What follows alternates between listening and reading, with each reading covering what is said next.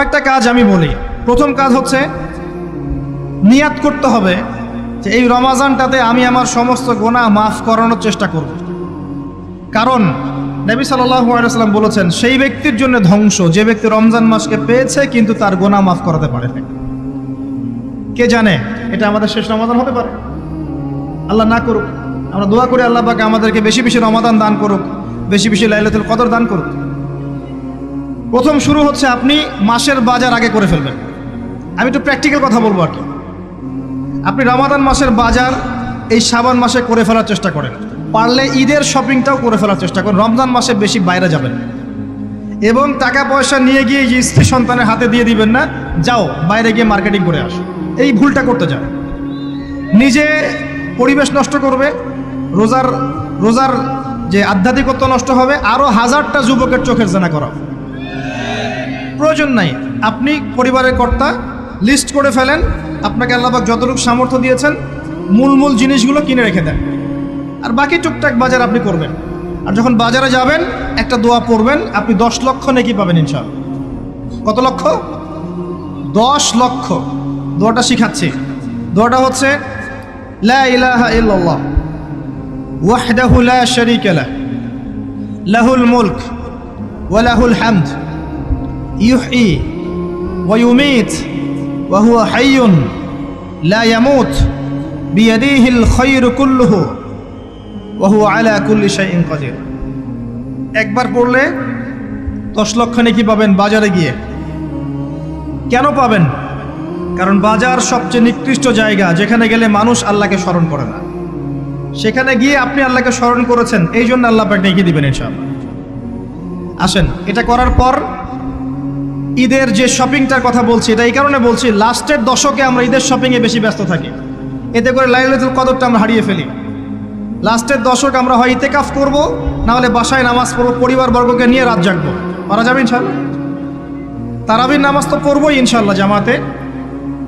এবং আপনি 20 পড়েন আর 8 পড়েন, আপনি নামাজের কোয়ালিটিটাকে ভালো করার চেষ্টা করেন, নামাজের কোয়ালিটিটাকে বেস্ট করেন।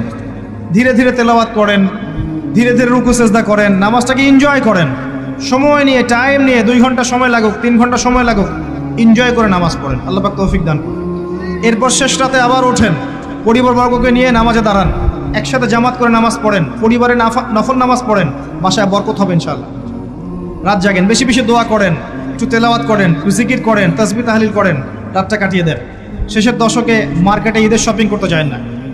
ঈদের খুশি আছে, ঈদের আনন্দ আছে, ঈদে ভালো পোশাক পরবো, সব ঠিক আছে। এই খুশি কাদের জন্যে? কদ আফলাহা মান তাযাক্কা ওয়া যাকারা ইসমা রাব্বিহি ফাসাল্লা। কার জন্য ঈদের খুশি? যে ব্যক্তি রমজান মাসে আত্মশুদ্ধি অর্জন করতে পেরেছে, রোজা রেখেছে, যাকাত দিয়েছে, নামাজ পড়েছে, লাইলাতুল কদরে রাত জেগেছে, তারাবি পড়েছে, ইত্যাদি ইত্যাদি। এই ব্যক্তি আত্মশুদ্ধি অর্জন করেছে, এই ব্যক্তির জন্য ঈদের খুশি। যে রমজান মাসে সিনেমা দেখেছে, সিনেমা শুটিং করেছে, পর্নোগ্রাফি দেখেছে, সুদ খেয়েছে, শিরক করেছে, বেদাত করেছে, হারাম খেয়েছে, এর জন্য ঈদের খুশি। মানুষকে ঠকিয়েছে, ব্যবসায় মাল কম দিয়েছে, পণ্য মজুত করেছে, ইচ্ছা করে দ্রব্যের দাম বাড়িয়েছে, সরকারকে বিব্রত করেছে, জনগণকে দুর্ভিক্ষের দিকে ঠেলে দিয়েছে, এদের জন্য ঈদের খুশি? কখনো না। ঈদের খুশি তাদের জন্য যারা আত্মশুদ্ধি অর্জন করতে পেরেছে। আল্লাহ পাক বোঝার তৌফিক দান করুন, আমিন। এটা প্রথম টিপস দিলাম আপনাকে। এবার আসেন, আপনি রমাদানে প্ল্যান করবেন যে আপনার জীবনে বড় বড় পাপগুলো কি হয়েছে। এই পাপগুলো যদি মানুষের সাথে জড়িত হয়ে থাকে, আপনি মানুষের সাথে গিয়ে গিয়ে ক্ষমা নিয়ে নেবেন। কারো টাকা নিয়েছেন, দেন নাই, দিয়ে দিবেন। কারো সম্পত্তি পায়, দেন নাই, দিয়ে দিবেন। কারো হকটা নষ্ট করেছেন, গালি দিয়েছেন, গীবত করেছেন বা তহমত দিয়েছেন, অপমান করে ইত্যাদি, ক্ষমা চেয়ে নেবেন। রমাদান মাসে মানুষের হকটা দিয়ে দেন। আল্লাহর কাছে জড়িত যে পাপগুলো আছে, এটার জন্য ইস্তেগফার যথেষ্ট। খালি যদি বলেন আস্তাগফিরুল্লাহাল্লাযী লা ইলাহা ইল্লা হুয়াল হাইয়ুল কাইয়্যুম ওয়া আতুবু ইলাইহি, 1 সেকেন্ডের মধ্যে আল্লাহ পাক আপনার সমস্ত পাপকে নেকি দিয়ে পরিবর্তন করে দিবেন সব। এবার প্র্যাকটিক্যালি যাবেন, সেহরি করবেন। সাহরির মধ্যে বারাকা আছে। সাহরি না করে রোজা রাখাটা উচিত না। সাহরির মধ্যে বারাকা আছে। একটা খেজুর হোক, 1 গ্লাস পানি হোক, আপনি সাহরি করবেন, এর মধ্যে বারাকা আছে। এবং সাহরির সময় এমনভাবে খাবেন না যে এটা আপনার জীবনের শেষ খাওয়া। কথা বুঝতে পারছেন? এত বেশি আইটেম করতে যায় না, এত বেশি ভোগবিলাসী হয়ে গেলে রোজার আধ্যাত্মিকত্ব থাকবে না। সেহরিতে অল্প খান, যদি খেতে হয় পেটের 3 ভাগের 1 ভাগ খান, 1 ভাগ ফাঁকা রাখেন, 1 ভাগ আপনি পানি দিয়ে পূর্ণ করেন। এখনকার কিছু তথাকথিত আশেকা রসুলের মতো হতে যায় না, যাদের ভুঁড়ির জ্বালায় চেয়ারে বসতে পারে না, এই কাজ করতে যায় না। এটা মুসলিমদের শোভা পায় না। আমরা পরিশ্রমী জাতি, কর্মঠ জাতি, আমাদের এইসব শোভা পায় না। এটাও শেষ জামানা হাদিসে আছে।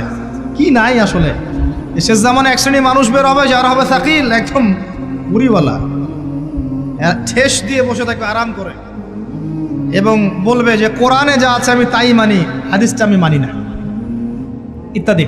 আসেন, সাহরির পরে রোজা রেখেছেন, 5 ওয়াক্ত নামাজ জামাতে পড়ার চেষ্টা করেন। খুব সিম্পল জিনিস, খুব বেশি কিছুর দরকার নেই আমাদের। 5 ওয়াক্ত নামাজ আপনি জামাতে পড়ার চেষ্টা করেন। বাসার থেকে ওযু করে বের হবেন, প্রত্যেক পদক্ষেপ হাঁটবেন, আপনার একটা স্টেপে একটা করে গুনাহ মাফ হবে, একটা নেকি লেখা হবে, মর্যাদা বাড়িয়ে দেওয়া হবে। একে 10 দিয়ে গুণ করা হবে, রমজান মাসে আরো 70 দিয়ে গুণ করা হবে ইনশাআল্লাহ। ফজরের নামাজটা জামাতে পড়লেন, নামাজটা জামাতে পড়ার পর আপনি বসে থাকবেন, কিছু সময় জিকির আজগার তাসবিহ তাহলিল করবেন। পারলে 1 পারা করে কোরআন তেলাওয়াত করবেন। রমাদান মাসে প্রত্যেক দিন 1 পারা করে কোরআন তেলাওয়াত করার চেষ্টা করবেন। 30 দিন 30 পারা, রমাদানে অ্যাটলিস্ট একটা খতম পারা যাবে, অ্যাটলিস্ট একটা খতম চেষ্টা করা যায় না ইনশাআল্লাহ। ফজরের নামাজ হয়ে গেছে, আপনি কোরআন তেলাওয়াত করেন। 1 পারা পড়তে সময় লাগবে আধা ঘন্টা, 40 মিনিট, কারো 1 ঘন্টা। এরপর সূর্য উঠে যাবে, উঠে গেলে পরে আপনি 2 রাকাত ইশরাকের নামাজ পড়বেন, নামাজটা পড়ে বাসায় যাবেন। আল্লাহর নবী বলছেন সাল্লাল্লাহু আলাইহি ওয়াসাল্লাম, আপনার আমল নামায় একটা কবুল হজ, একটা কবুল ওমরার নেকি লেখা হবে ইনশাআল্লাহ। এবার রেস্ট করেন, বাসায় গিয়ে রেস্ট করেন। যখন ঘুমাবেন তখন ঘুমের সুন্নাহগুলো আদায় করেন। সূরা ফালাক নাস ইখলাস পড়েন, ফু দেন, দিয়ে গা মাসাহ করেন, আয়াতুল কুরসি পড়ে ঘুমান, ঘুমের দোয়া পড়ে ঘুমান, ঘুমটাও নেকি হবে ইনশাআল্লাহ। এরপর হয়তো আপনি কাজে যাবেন, চাকরিতে যাবেন, বা ব্যবসায় যাবেন, বা আপনি শিক্ষাক্ষেত্রে যাবেন, ইত্যাদি ইত্যাদি। যে ক্ষেত্রেই যান না কেন আপনি মনে রাখবেন আপনি রোজাদার। যে ক্ষেত্রেই যান আপনি মনে রাখবেন আপনি রোজাদার। আমি কারোর সাথে এখন ঝগড়া করতে পারবো না, কারোর সাথে এখন মারামারি করতে পারবো না, আমি কারো গীবত করতে পারবো না, আমি মিথ্যা বলতে পারবো না, আমি মাপে কম দিতে পারবো না, আমি জনগণকে ঠকাতে পারবো না, আমি রোজাদার। এটা মনে রাখবেন। এটা মনে রাখলে পরে দেখবেন ইনশাআল্লাহ তাআলা আপনি আল্লাহকে পাচ্ছেন, আল্লাহর মারিফত পাচ্ছেন। খাচ্ছি না আল্লাহর ভয় না, পানি পান করছি না, স্ত্রী সহবাস করছি না, কার ভয়ে? আল্লাহর ভয় না? এত কঠিন কাজ করার পরেও রোজার নেকি পাওয়া যাবে না যদি রোজা রাখা অবস্থায় আমি মিথ্যা বলি, মাপে কম দেই, গীবত করি, সুদ খাই, জেনা করি, ইত্যাদি। নবী সাল্লাল্লাহু আলাইহি ওয়াসাল্লাম বলেছেন সেই ব্যক্তির পানাহার ছেড়ে দেয় আল্লাহর কিচ্ছু যায় আসে না, যে ব্যক্তি রোজা রেখে অশ্লীল কাজ করেছে। মা বোনদেরকেও বলবো, রোজা রেখে যদি বেপরদায় চলেন রোজার কোনো দাম নাই। রোজা রেখেও যদি এমন কাপড় পরে চলেন যেই কাপড় পরা না পরে একই কথা, ঢাকা শহরের ফ্যামিনিস্ট মেয়েদের মতো জিন্স আর গেঞ্জি পরে ঘোরেন, রোজা রাখা না রাখা আপনার একই কথা। এটা রোজা হয়নি, উপবাস হয়েছে, উপবাস। ইকোনমিক সেকশন আমরা যারা আছি, আমরা যদি রোজা রেখেও সুদ খাই, আমার রোজা রাখা না রাখা আল্লাহর কিচ্ছু যায় আসে না। আমরা ধর্মীয় ক্ষেত্রে যারা আছি, জানা অনুযায়ী আমল যদি না করি, দিনকে দুনিয়ার স্বার্থে ব্যবহার করি, আমাদের রোজা রাখা না রাখায় কিছু যায় আসে না। আমরা যদি মিথ্যা বলি, অন্যের গীবত করি, অশ্লীল কাজ করি, গার্লফ্রেন্ডের সাথে সময় কাটাই, ওর সাথে কফি খেতে যাই, ডেটিং করতে যাই, এই যে ফেসবুকের মাধ্যমে চ্যাটিংয়ে প্রেম করি, ইউটিউবে অশ্লীল ভিডিও দেখি, পর্নোগ্রাফি দেখি, ইত্যাদি ইত্যাদি, এইসব রোজা রাখা না রাখা আল্লাহর কিচ্ছু যায় আসে না।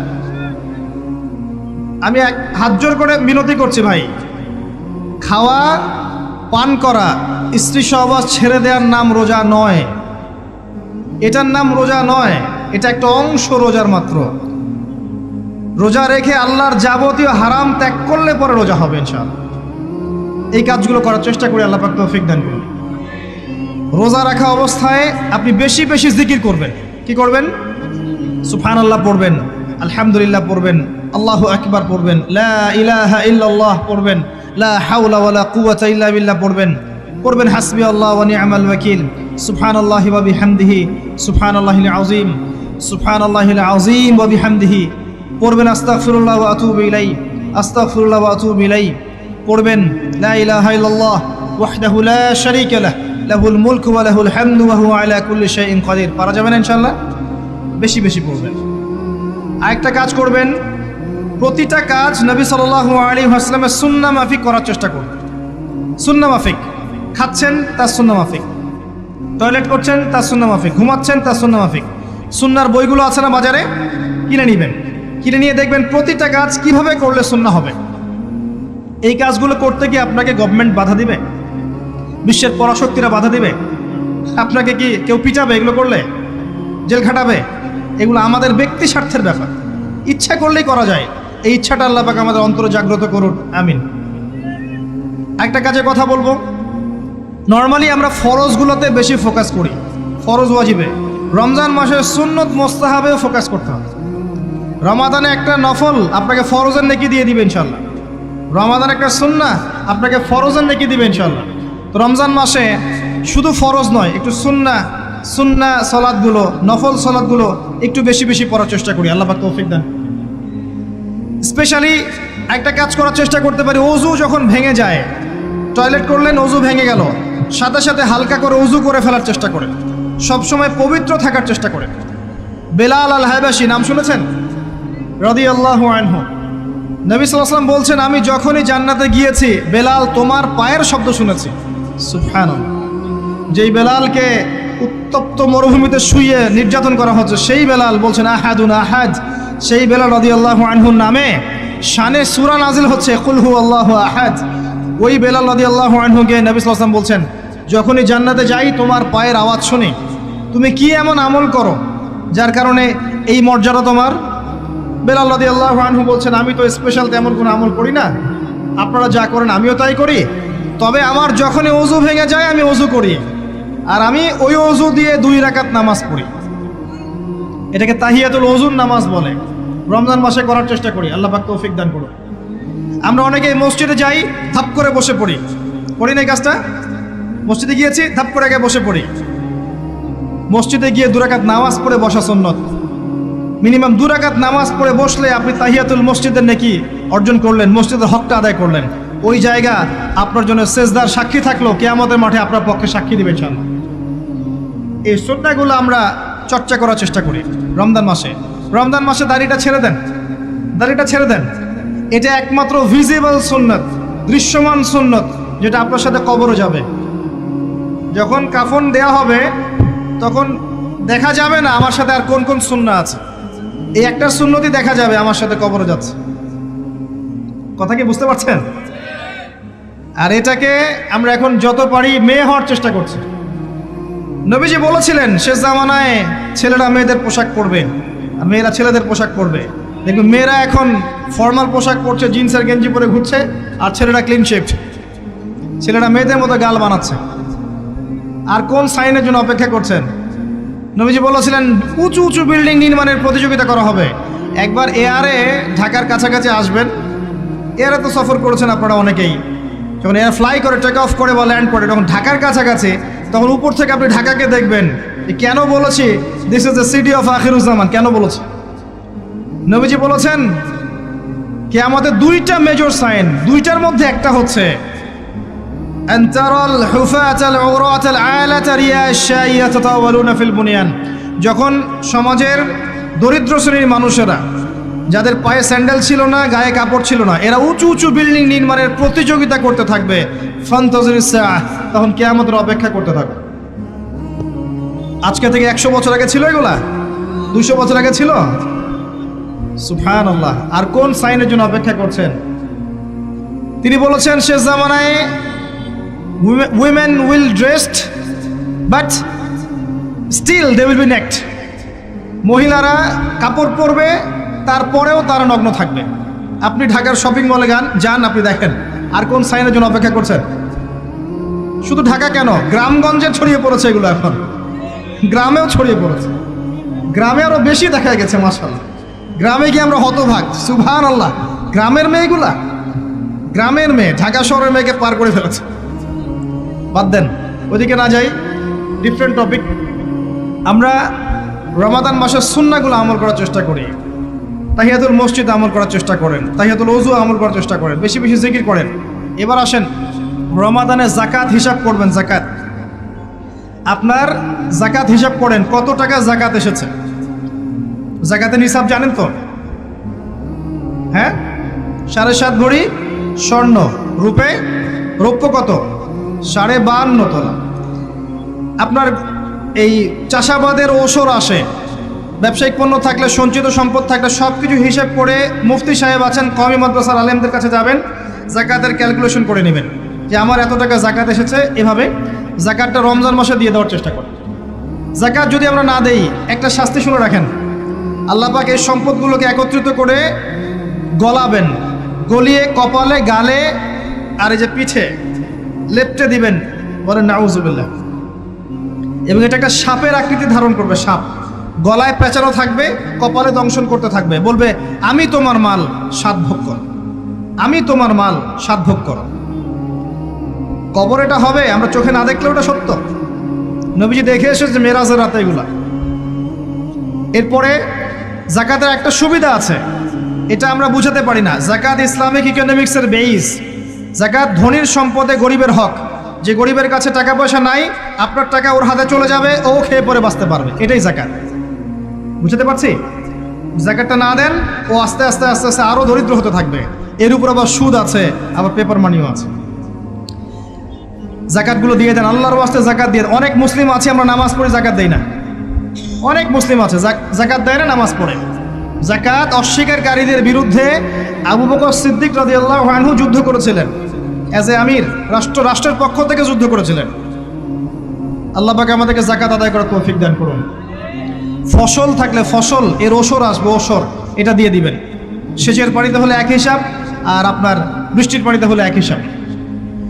রমজান মাসে বেশি বেশি দান সাদাকা করবেন, বেশি বেশি মানুষকে দান সাদাকা করেন। পণ্যের দাম কমিয়ে দেন, মানুষকে সাদাকা করেন। প্রত্যেকটা দিন 10 টাকা, 20 টাকা, 100 টাকা সাদাকা করতে চেষ্টা করেন। এক একটা সাদাকা 70 গুণ বেড়ে যাবে ইনশাআল্লাহ। আমি আরেকটা নসিহা করব, রমজান মাসে বেশি থেকে বেশি মানুষকে খাওয়ান, বেশি বেশি খাওয়ান, ইফতার করান।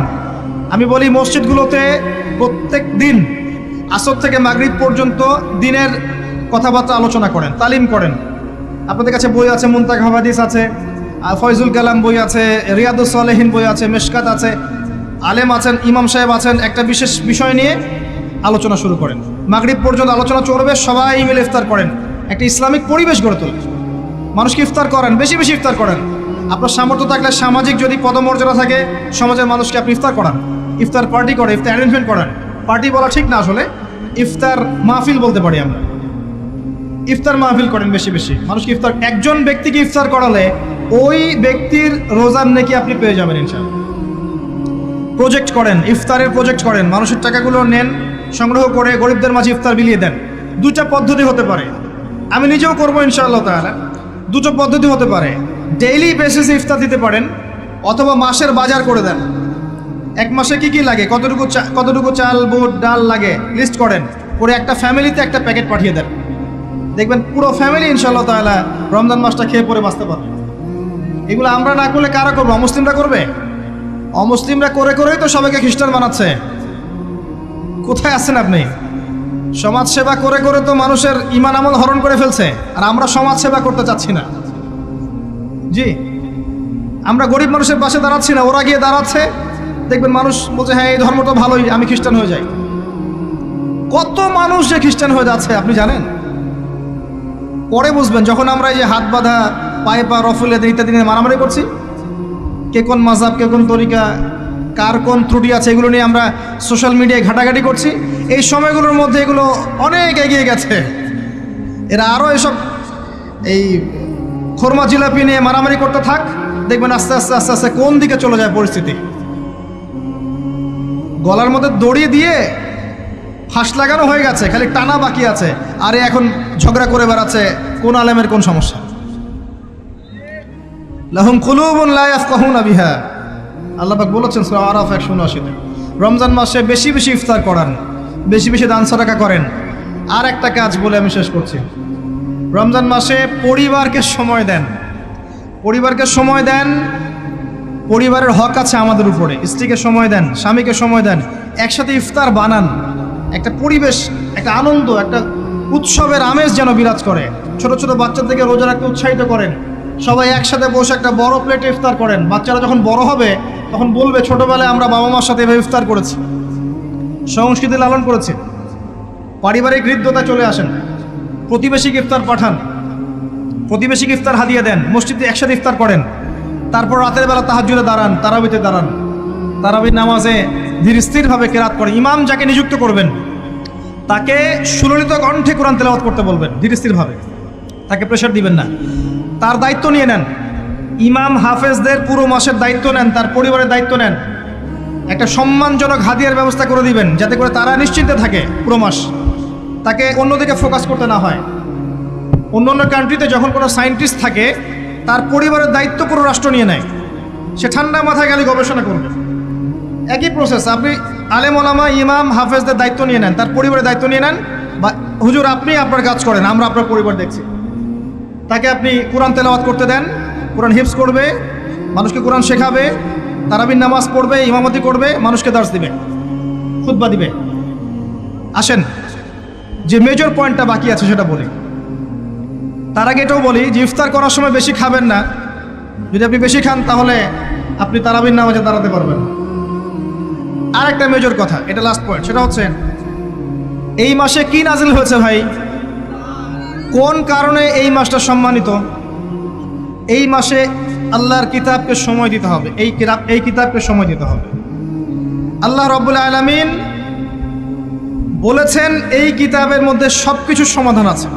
আল্লাহ পাক বলেছেন এই কিতাবে কোনো সন্দেহ নাই।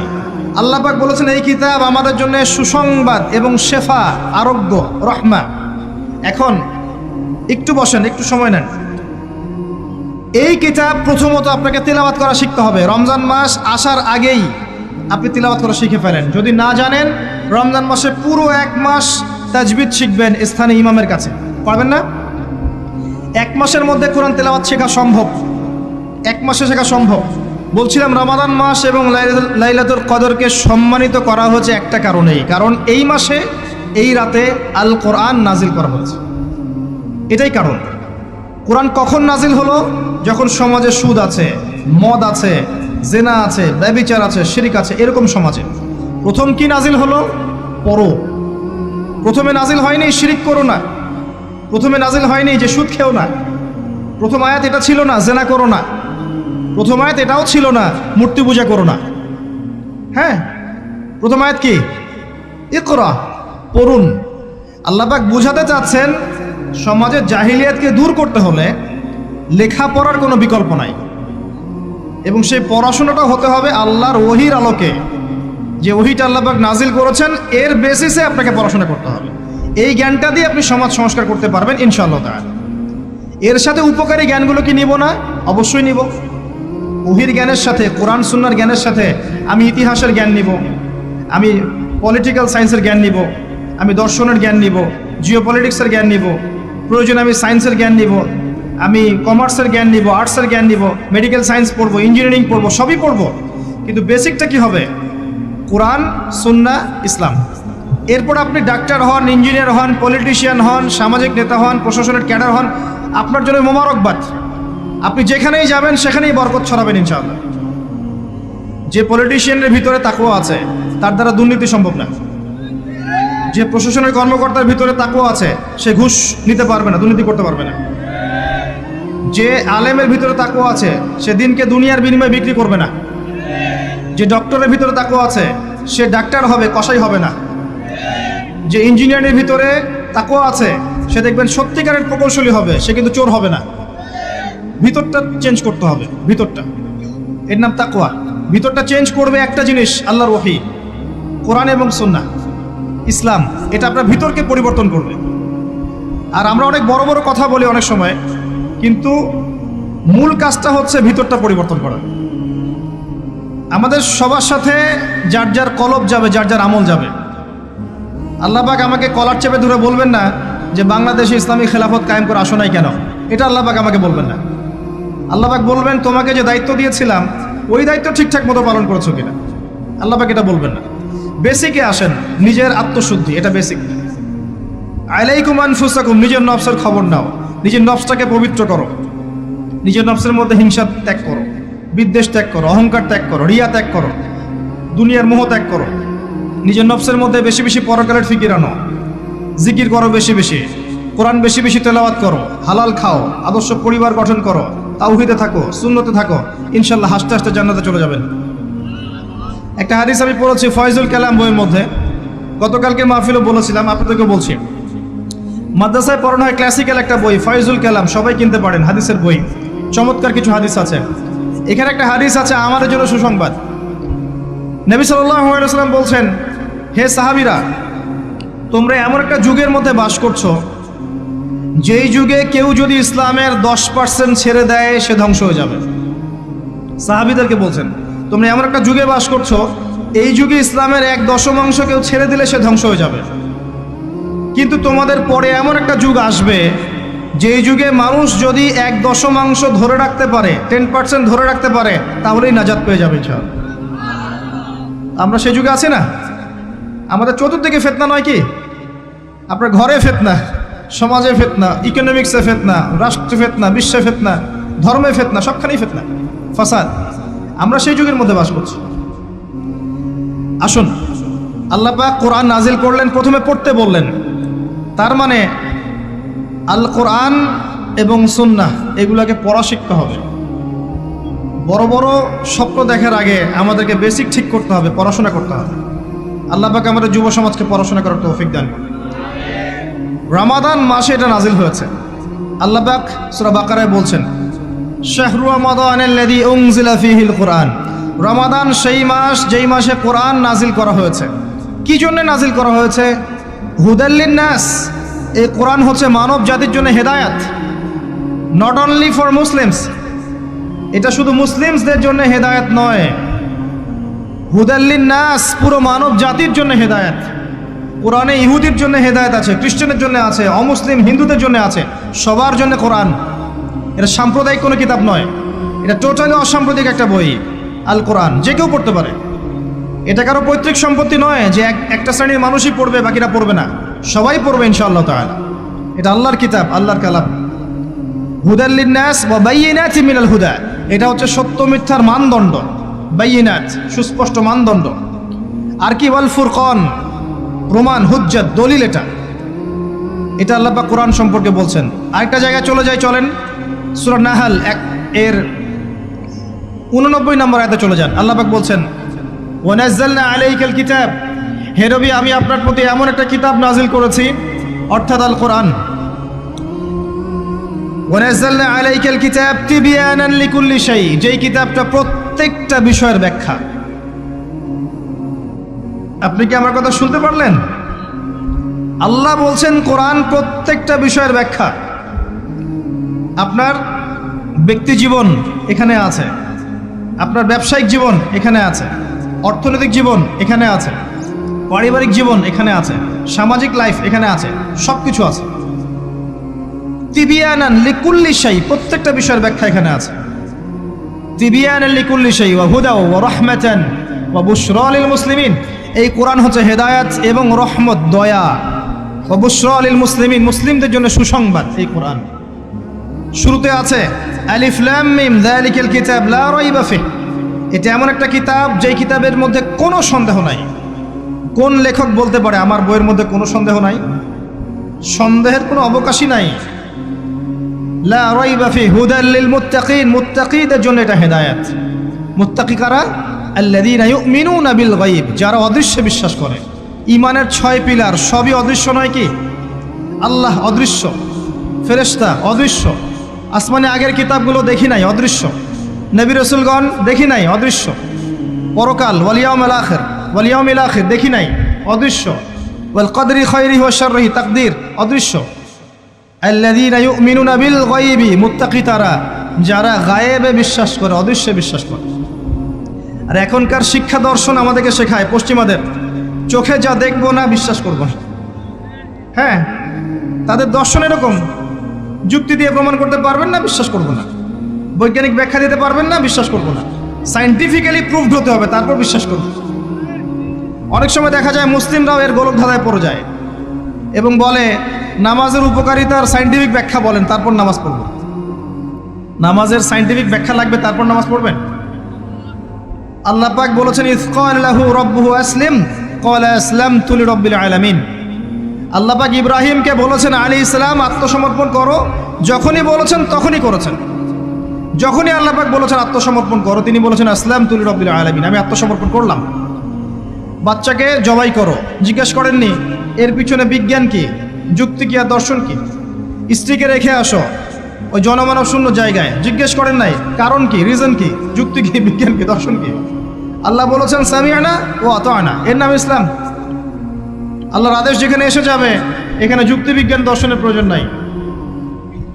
এই কনসেপ্টে আপনাকে মৌলবাদী হতেই হচ্ছে, কিছু করার নাই, কারণ মৌলিক বিষয় আপনাকে মেনে চলতে হবে।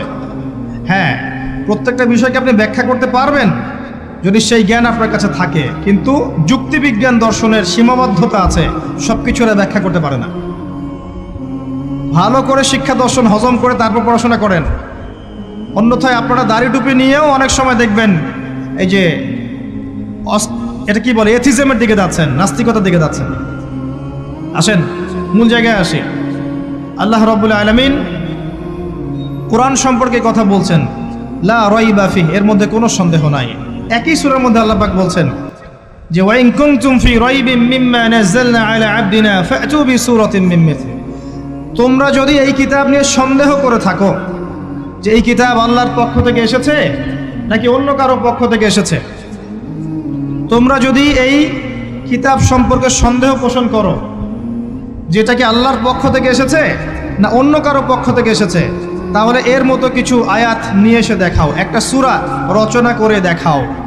ওয়াদউ শুহাদাকুম মিন দুনিল্লাহি ইন কুনতুম সাদিকিন, তোমাদের যত সাক্ষী আছে, সহকর্মী আছে, তোমাদের সাপোর্ট দেওয়ার মতো যারা যারা আছে সবাইকে ডেকে নিয়ে আসো, এনে এই কোরআনের মতো একটা সূরা রচনা করে দেখাও যদি সন্দেহ পোষণ করে থাকো। আল্লাহ এর পরে বলছেন ওয়া ইল্লাম তাফআলু, তোমরা যদি এটা করতে না পারো, ওয়ালাম তাফআলু, কোশ্চেন কালেও পারবে না। তোমরা যদি এটা করতে না পারো, মানে একটা সূরা রচনা করতে না পারো, এরকম কোনো কিতাব রচনা করতে না পারো, একটা আয়াতও রচনা করতে না পারো, তাহলে জেনে রাখো ফাত্তাকুন নারাল্লাতী ওয়াকুদুহান নাস ওয়াল হিজারা, সেই আগুনকে ভয় করো যার ইন্ধন হবে মানুষ এবং পাথর। উইদ্দাত লিল কাফিরিন, যা কাফেরদের জন্য প্রস্তুত করা হয়েছে। আল্লাহ পাক এই কোরআনটা নাজিল করেছেন কোন মাসে ভাই? রমাদান মাসে। আসেন প্রথমে বলে নেই আমরা রমাদানকে কিভাবে পালন করার চেষ্টা করব, এরপরে আসছি রমাদানকে কেমন করে কোরআনময় করবেন, এই দুটো পয়েন্ট। এক নাম্বার, হতে পারে এই রমাদান আপনার জীবনের শেষ রমাদান হতে পারে। শয়তান আপনাকে তিনটা ধোঁকা দিতে পারে। শয়তান আপনাকে বোঝাতে পারে আপনি অনেক জানি, আমার জানার দরকার নাই। শয়তান বোঝাতে পারে আমার বয়স হয়ে গেছে, আমার দ্বারা হবে না। শয়তান বোঝাতে পারে আমার অনেক সময় পড়ে আছে, পরে শিখে নিব। আল্লাহর ওয়াস্তে শয়তানের ধোঁকায় পড়বেন না। এই মাসে কোরআন শেখেন, কে জানে আপনি আগামী মাস পান কিনা। কোরআন শিখে নেন, রমজান মাসে তেলাওয়াত করে শিখে নেন, কি পাবেন? কয়েকটা হাদিস বলছি। নবী সাল্লাল্লাহু আলাইহি ওয়াসাল্লাম বলেছেন এই কোরআন আপনার পক্ষে দলিল হবে অথবা বিপক্ষে দলিল হবে। হুজ্জাতুন লাকা ওয়া আলাইক, আপনার জন্য শাফিউল লিআসহাবি, এটা সুপারিশকারী হবে আপনার জন্য। প্রত্যেক হরফে আপনি 10টা করে নেকি পাবেন। কোনোদিনও আমি বলি নাই কোরআন তেলাওয়াত করলে নেকি হবে না। এই যে কাটছাট ভিডিও দেখলে আলেম ওলামাও ভুল মেসেজ পায়, এবং দেখা যায় একজন বরেণ্য আলেম হয়েও ভুল কথা বলতে শুরু করে। এজন্যই বলি এর ক্ষতিকর দিক কত। মূল বিষয় তার নখদর্পণে নাই, একটা কাটছাট ভিডিও দেখেছে, দেখেই কথা বলা শুরু করলো। কিন্তু সে আলেম, তার জানা উচিত কাফা বিল মারই কাযিবান ওয়া হুয়া ইয়াকুল কুল্লামা সামিআ, একজন মানুষের জন্য মিথ্যাবাদী হওয়ার জন্য এতটুকু যথেষ্ট, যা শুনলাম যাচাই বাছাই না করেই প্রচার করলাম। ইয়া আইয়ুহাল্লাযীনা আমানু ইন জাআকুম ফাসিকুম বিনাবাইন ফাতাবায়ানু, কোনো ফাসিক যদি কোনো খবর নিয়ে আসে সেটা আগে তথ্য যাচাই করো, তারপরে কথা বলো। ইজতানিবু কাসীরাম মিনাজ যন, বেশি বেশি অনুমান থেকে বেঁচে থাকো। ইন্না বা'দা যন্নি ইসম, এগুলো আমরাই ভুলে যাচ্ছি এখন। আমি বলছি বারবার, স্পষ্ট করে বলছি, কোরআন তেলাওয়াত করলে প্রত্যেক হরফে 10টা করে নেকি হবে। এবং কোরআন তেলাওয়াত করলে আপনার জীবনে বরকত আসবে, রিজিকে হায়াতে বরকত আসবে, আপনার কলবে আল্লাহর নূর আসবে ইনশাআল্লাহ তাআলা। কোরআন আপনার পক্ষে সাক্ষী দিবে, আপনার পক্ষে দলিল হবে, হুজ্জা হবে ইনশাআল্লাহ। প্রত্যেক হরফে 10 নেকি। তবে তবে শুধু তেলাওয়াত করলেই আমি কোরআনের অর্থগুলো বুঝতে পারবো না, আর অর্থগুলো না বুঝলে আমি কোরআনে আল্লাহর মৌলিক মেসেজগুলো ধরতে পারবো না, ধরতে না পারলে সেই মেসেজগুলোর উপর আমল করতে পারবো না। এই কারণে কোরআনের অর্থটা বোঝা জরুরি, এর ভাষা শেখা জরুরি, কারণ আদেশ নিষেধ আমাকে মানতে যেতে হবে। এবং কোরআন গবেষণা করতে হলে অবশ্যই অর্থ জানতে হবে, ভাষা শিখতে হবে, এর তাদাব্বুর তাফাক্কুরে ডুবে যেতে হবে, যেটা শুধুমাত্র তিলাওয়াত করা সম্ভব নয়। এটা বোঝাতে চেয়েছে। এর চেয়ে পরিষ্কার করে কি বলতে পারি বলেন? সুবহানাল্লাহ। আল্লাহ পাক আমাদেরকে বোধ শক্তি দান করুন। আল্লাহর ওয়াস্তে রমজান মাসে ভাই কোরআন তেলাওয়াত বাড়িয়ে দেন। যারা হাফেজ আছেন এই মাসে হিফজ চর্চা করবেন, আমার জন্য দোয়া করেন যেন আমি এই মাসে পুরোটা হিফজ করতে পারি। হিফজ চর্চা না করতে করতে অনেকটা ভুলেই যাচ্ছি। আসলে নবী সাল্লাল্লাহু আলাইহি ওয়াসাল্লাম বলেছেন, চর্চা না করলে কোরআন এত দ্রুত কলব থেকে বের হয়ে যায় যে একটা উটকে যদি ছেড়ে দেন সে যত দ্রুত চলে যাবে। আমাদের জন্য, আমার জন্য দোয়া করবেন যাতে কোরআনের হকটা আদায় করতে পারি। আল্লাহ পাক তৌফিক দান করুন, আমিন। এবং যারা হাফেজে কোরআন তাদের উচিত আরবি ভাষা এবং সাহিত্য জেনে তাফসিরগুলো পড়ে কোরআনের আয়াতগুলো কিনে একটু গবেষণা করা, আয়াতগুলো বোঝার চেষ্টা করা, আল্লাহ পাক কী বলেছেন কোরআনের মধ্যে বোঝার চেষ্টা করা, এগুলো জনগণকে বোঝানো। এবং এটা বোঝাতে আপনি উগ্র হবেন না, চরমপন্থী হবেন না, আক্রমণাত্মক হবেন না। আমরা কেউ কারো শত্রু নই, আমরা সবাই সবার বন্ধু, সবাই সবার ভাই। আমরা সবাই সবার ভাই, এক উম্মাহ, ওয়ান উম্মাহ নেশন। তাই আমরা কোরআনের মৌলিক মেসেজগুলো যুগোপযোগীভাবে সবার সামনে তুলে ধরবো, উপস্থাপন করব, মানার জন্য ফোর্স করব না। যাকে আল্লাহ পাক হেদায়েত দিবেন সে মানবে ইনশাআল্লাহ, যাকে আল্লাহ পাক হেদায়েত দিবেন না সে মানবে না, তার হিসাব সে দিবে, আমার কোনো দায়িত্ব নেই। আর সর্বশেষ কথা হচ্ছে, আল কোরআন এর মধ্যে অনেক আদেশ এবং নিষেধ আছে। রমজান মাসে আমরা যদি কোরআন পড়ি আর বুঝি কিন্তু কোরআনের আদেশ আর নিষেধগুলোকে ফলো না করি, না মেনে চলি, তাহলে আদতে কোরআনের হকটা আদায় হচ্ছে না। এবং এই কোরআনের মেসেজ আমাদেরকে মুসলিম অমুসলিম সবার দ্বারে দ্বারে পৌঁছে দিতে হবে ইনশাআল্লাহ তাআলা। যেভাবে কোরআনের দাওয়াতের ফলে, হাদিসের দাওয়াতের ফলে নবী সাল্লাল্লাহু আলাইহি ওয়াসাল্লাম আইয়ামে জাহিলিয়াতের সেই জাহিলিয়াতকে দূর করে আলোকিত সমাজ প্রতিষ্ঠা করেছিলেন, ইনশাআল্লাহ আজও সম্ভব এই কোরআন সুন্নাহর দাওয়াতকে দিয়ে আজকের সমাজে চলমান জাহিলিয়াতগুলোকে দূর করে আলোকিত বাংলাদেশ প্রতিষ্ঠা করা। আল্লাহ পাক আমাদেরকে তৌফিক দান করুন, আমিন। আমি আমার আলোচনা এখানে শেষ করছি, আজকে আর লম্বা করছি না। আপনারা কষ্ট করে এসেছেন, বসেছেন, আলোচনা শুনেছেন, আদবের সাথে বসেছেন, শৃঙ্খলা রক্ষা করেছেন। আমরা দোয়া করি আল্লাহ পাক আপনাদের সবার নেক হায়াত, হালাল রিজিকে আল্লাহ পাক প্রশস্ত করুন। আমাদের সবাইকে আল্লাহ পাক রমজানে পৌঁছে দিন, রমজানে বেশি বেশি রোজা রাখার তৌফিক দান করুন। রমজান মাসে আমাদেরকে আল্লাহ পাক যাকাতগুলো দিয়ে দেওয়ার তৌফিক দান করুন, বেশি বেশি জিকির আজগার করার তৌফিক দান করুন, কোরআনের হকগুলো আদায় করার তৌফিক দান করুন, প্রত্যেক দিন এক পারা করে কোরআন পড়ার তৌফিক দান করুন। এবং আমাদের পরিবার বর্গগুলোকে আল্লাহ পাক হেদায়েত দান করুন। আল্লাহ রাব্বুল আলামিন আমাদের প্রশাসন